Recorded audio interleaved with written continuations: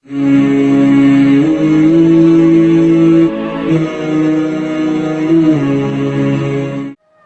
alaikum wa rahmatullahi wa barakatuhu. ‘Yan uwa barkanmu da shan ruwa. Ni'ima ce babba Allah maɗaukakin sarki ya raya ka ya kuma yassare maka azumtar wannan wata mai albarka.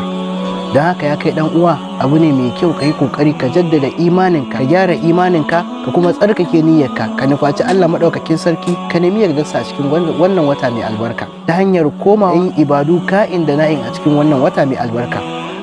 Akwai hadisi da aka rawaito daga Abdullahi bin Amru wanda a cikin manzo Allah sallallahu alaihi wasallam yake cewa lallai imani yana tsufa a cikin zuciyar ɗayanku kamar yadda tufafi ke tsufa. Don haka ku kasance masu jaddada imaninku. Don haka abu ne mai kyau ya kai yan uwa, dama da Allah madaukakin sarki ya yassare maka, gashi ka samu damar azumtar wannan wata, kuma ka samu dama da zaka jaddada imaninka.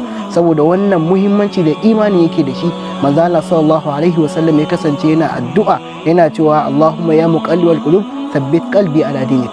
Allahumma ya muqallibal qulub thabbit qalbi ala dinik. Ya kai dan uwa, ka dage da roƙon Allah madaukakin sarki tabbatuwa akan wannan addini, domin shine addinin da Allah madaukakin sarki kadai yake karba. Wassalamu alaikum wa rahmatullahi wa barakatuh.